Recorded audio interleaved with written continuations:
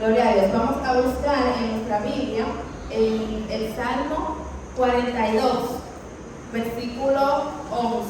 Nos ponemos de acuerdo con un amén. Salmos 42, 11.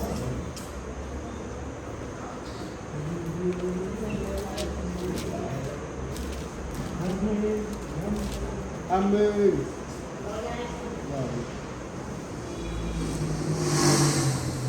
Gloria a Dios.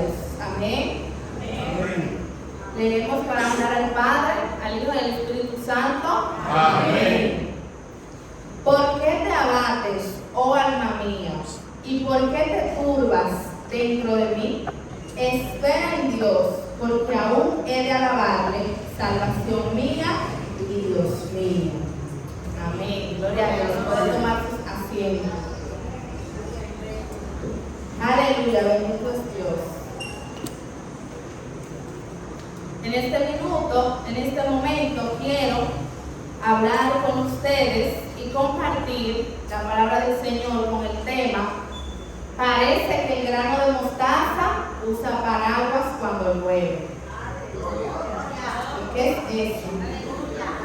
Gloria a Dios. Parece que el grano de mostaza usa paraguas cuando llueve. Gloria a Dios. No se preocupe, que usted va a entender.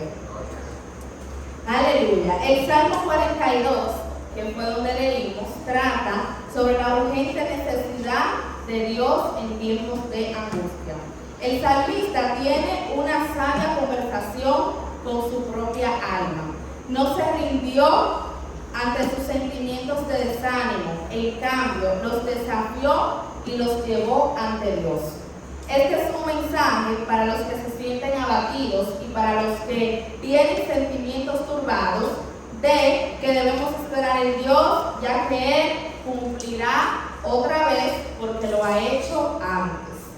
El salmista dijo: mi alma está abatida. Él no dijo: mi alma está abatida y así son las cosas, no hay nada que pueda hacer al respecto. No. Él desafió a su alma y le exige que le explicara una razón por la que debía estar tan abatida. Y digo tan porque es válido que en un momento de su vida usted puede estar abatido, porque quizás usted se encuentre en una alta o en una baja y usted esté abatido.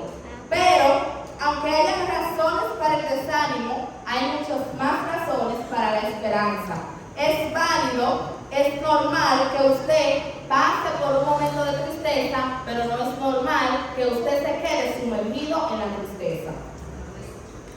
Entonces, en su desaliento, el salmista habló consigo mismo, se predicó a sí mismo. Él sabía que debía buscar la salvación en Dios. Y él habla con su alma, no porque la salvación y la solución para lo que él estaba atravesando en ese momento estaba dentro de él, sino porque dentro de él estaba el alma que se iba a conectar con el Dios que tenía la solución y la salvación. Amén. Gloria a Dios. Algunos llaman a este versículo el autoánimo, porque el salmista reconoce que está abatido y turbado, pero también se exhorta a sí mismo a esperar en Dios. Este diálogo interno es un poderoso ejemplo de la fe en acción. El hecho de ver al salmista dándole órdenes a su alma nos muestra que nuestras emociones no siempre son iguales a nuestra verdad. El salmista no niega sus sentimientos, al contrario, él los reconoce, pero sabe que sus sentimientos no le están llevando a la verdad. En un momento abrumador, tus sentimientos te pueden hacer creer que Dios no te ama, que Dios no está contigo, que Dios no está en control. Pero es en ese momento donde debe venir la interrogante: ¿por qué te abates, alma mía? ¿No sabes que tu Dios está en control absoluto? ¿Acaso no sabes que tu Dios te ama? Entonces, este salmo es un llamado a confiar en Dios y a esperar en su bondad, incluso cuando se experimentan sentimientos de abatimiento o de turbación. Y déjeme decirle que así como se sintió el salmista y lo expresó en aquel momento, quizás usted se ha sentido de igual forma y yo también. Entonces este versículo es una prueba más de que los tiempos difíciles son temporales, de que aunque estemos pasando por un mal momento o por una mala situación, eso es temporal, no será para siempre y va a llegar el momento donde vamos a salir de esa situación.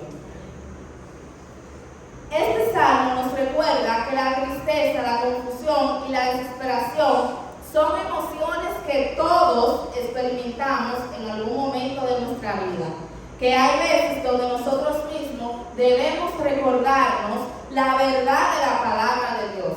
Porque nosotros sabemos lo que está escrito en la palabra. Pero hay momentos donde tenemos que recordarlo a nosotros mismos. Hay veces donde un hermano te visita y te da una palabra o te escribe y te recuerda esa verdad que está en la palabra del Señor, que tú la sabes, pero por el momento de turbación que tú estás experimentando, puede que se te olvide, pero va a llegar un momento donde quizás el hermano no esté ahí para recordarte esa verdad que está en la palabra del Señor, que tú necesitas escuchar y recordar. Entonces tú mismo vas a tener que hablarle a tu alma para recordar esa verdad que tu Dios ha dicho. Gloria a Dios.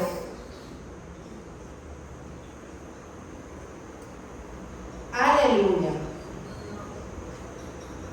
Parece que el grano de mostaza usa paraguas cuando llueve. En Palestina, los granos de mostaza se utilizaban comparativamente para hablar de cosas muy pequeñas. Dado que los judíos estaban muy familiarizados con el grano de mostaza, es por esto que Jesús se dirige a ellos y le habla específicamente de este grano, porque ellos entendían que el grano de mostaza era el más pequeño de los que normalmente se sembraban. No que era el más pequeño, era el más pequeño de los que normalmente se sembraban. Entonces, es un minúsculo grano que luego de ser sembrado se transforma en un arbusto enorme.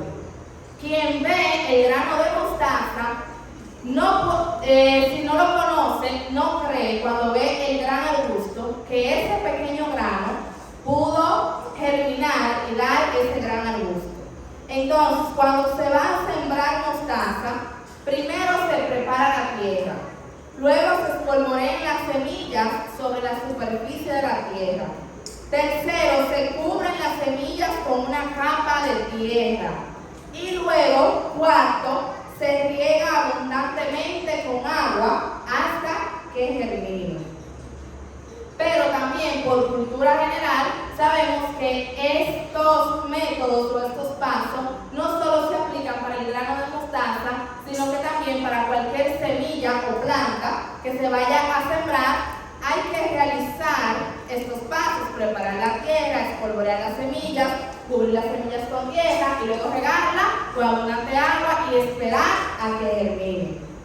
Entonces, esta frase, parece que el grano de mostaza usa paraguas cuando llueve, es una comparación de que en nuestras vidas tenemos semillas que se le han aplicado los métodos de siembra y que el último paso, que es regar la semilla y esperar a que germine, a veces estamos en ese momento esperando que las semillas que hay en nuestra vida germinen. Pero ¿qué pasa? Que como no germinan en el tiempo que nosotros consideramos de que deben germinar, a veces pensamos que si las semillas que hay en nuestra vida están usando una sombrilla, un paraguas para cubrirse del agua, porque no han germinado. Y sabemos que si a una semilla no le cae agua, si no le da la luz del sol, no va a salir, no va a brotar, no va a germinar.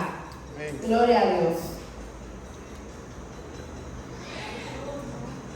Entonces, en el libro de Génesis, en el capítulo 3, con la caída del hombre, allí parece que el grano de mostaza usa paraguas cuando llueve. Cuando Adán y Eva desobedecieron a Dios, que rompieron su alianza con Dios, en el versículo 15 El Señor le dice a la serpiente, y pondré enemistad entre ti y la mujer, y entre tu simiente y la simiente suya. Esta te herirá en la cabeza y tú le herirás en el calcañar. Entonces, pero en el mismo libro de Génesis, en el capítulo 12, Dios le dice a Abraham, deja tu tierra, a tus parientes y la casa de tu padre, y vete a la tierra que yo te voy a mostrar. Haré de ti una nación grande, te bendeciré y engrandeceré tu nombre. Bendeciré a los que te bendigan y al que te maldiga, maldeciré. Abraham obedece, cumple con todo esto, tiene su primer hijo ya en una edad de vejez, y Dios más adelante le pide que sacrificara a su único hijo. Parece que el grano de mostaza usa paraguas cuando llueve.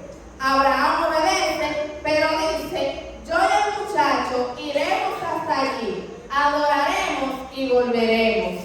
Y dice la Biblia que en el último momento, cuando Abraham iba a sacrificar a su hijo Isaac, un ángel de Jehová detuvo a Abraham. Y cuando él miró a sus espaldas, había un cabrito que se había enredado en los arbustos que estaban por ahí. Y Abraham le dijo a Isaac, míralo aquí. Mira aquí el cabrito que vamos a sacrificar. Yo te dije, mi hijo, que Dios se iba a proveer. Y Dios proveyó. Gloria a Dios. Pero, seguimos. Entonces, en el libro de Éxodo encontramos que el rey de Egipto le da una orden a las parteras que cuando asistan a las hebreas en sus partos y vieran que el sexo del niño que había nacido era masculino, que lo mataran, pero que si era femenino, que la dejaran viva. Esto se debió a que los egipcios tenían temor de los hijos de Israel, porque ellos estaban multiplicando y fructificando. Entonces, ¿qué pasa? Que los egipcios comenzaron a oprimir el pueblo de Israel. Parecía que el grano de mostaza usaba paraguas cuando llovía, pero ¿qué pasa? Que mientras más los egipcios oprimían a los israelitas, más se multiplicaban, más se fructificaban. Aleluya. Entonces, las parteras temieron a Dios y no hicieron lo que el rey les mandó, sino que preservaron la vida de los niños. ¿Pero por qué han preservado la vida de los niños si yo les di una orden? Entonces las parteras le dijeron, lo que pasa es que cuando nosotros llegamos, estas mujeres no son fáciles, cuando nosotros llegamos ya hayan dado a luz, ¿qué vamos a hacer? Y el rey dijo, está bien, ahora una nueva orden. Y esta es para todo el pueblo, no solamente para las parteras. Ya que no se llega a tiempo y no se puede evitar ahí mismo desde que nazcan, después que nazcan, échenlo al río. Si es varón, échenlo al río. Parece que el grano de mostaza usa paraguas cuando llueve. Bueno, pues nace Moisés en Egipto de padres hebreos. Su madre lo esconde en una canasta para salvarlo. Se preparó bien la canasta, se colocó a la orilla del río Nilo para salvar la vida de aquel varón. Sucede, acontece y viene el caso que la hija de Faraón va a ese río, la hija del que dio el edicto. La niña se encuentra a este bebé llorando en una canasta y lo coge y se lo lleva para su casa y lo adopta. Parece que el grano de mostaza está para aguas cuando llueve. Gloria a Dios. Pero en el mismo libro de Éxodo, en el capítulo 14, encontramos la historia de cuando los israelitas están cruzando el Mar Rojo. Dios, a través de Moisés, le dijo al pueblo que se moviera, que marchara.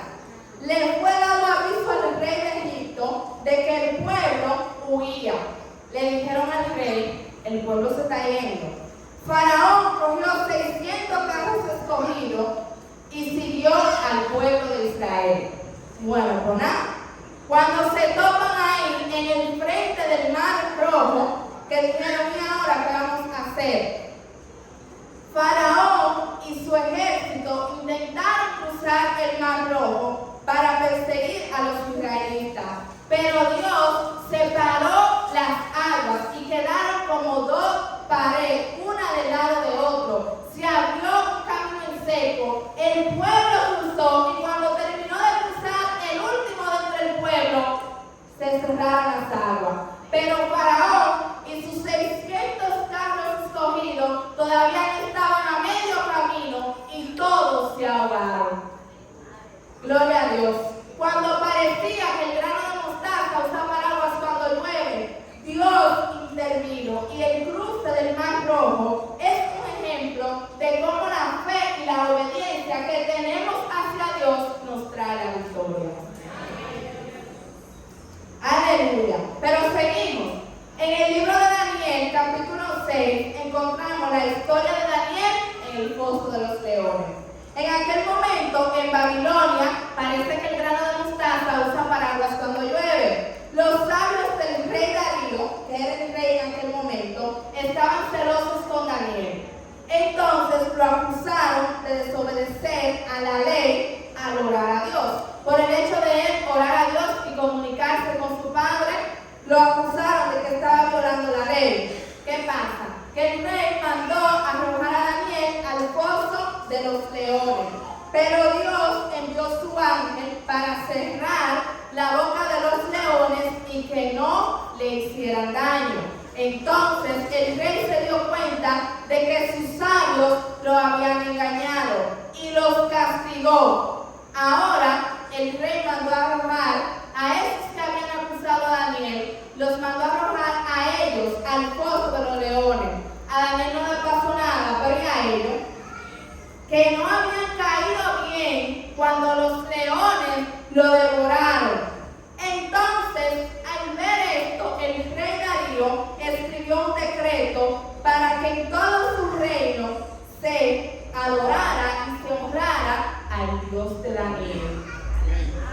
Parece que el grano de mostaza usa paraguas cuando llueve. Quizás a usted, así como Daniel, lo han arrojado al foso de los leones y el rey le ha dicho: mira, yo lo siento, pero el Dios tuyo, a quien tú continuamente sirves, ojalá que Él te libre, pero te voy a tener que echar.